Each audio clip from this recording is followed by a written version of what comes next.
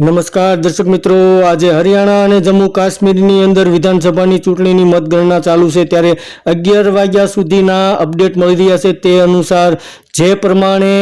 Exit પોલમાં કહેવામાં આવ્યું હતું તેનાથી ઉલટફેર મોટો જોવા મળી રહ્યો છે અને ચોંકાવનારા આંકડા મળી રહ્યા છે, જેમાં હરિયાણાની અંદર હાલમાં ભારતીય જનતા પાર્ટી 48 સીટ ઉપર આગળ ચાલી રહી છે અને કોંગ્રેસ 36 સીટ ઉપર આગળ ચાલી રહી છે અને INLD 5 સીટ ઉપર અને અન્ય 1 સીટ ઉપર આગળ ચાલી રહ્યા છે। ત્યારબાદ જમ્મુ કાશ્મીરની વાત કરીએ તો જમ્મુ કાશ્મીરની અંદર 25 સીટ ઉપર ભારતીય જનતા પાર્ટી આગળ ચાલી રહી છે અને કોંગ્રેસ કુલ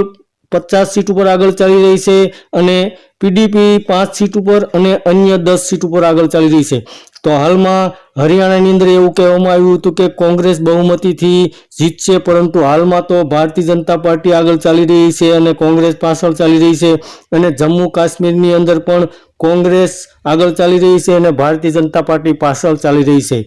ધન્યવાદ દર્શક મિત્રો।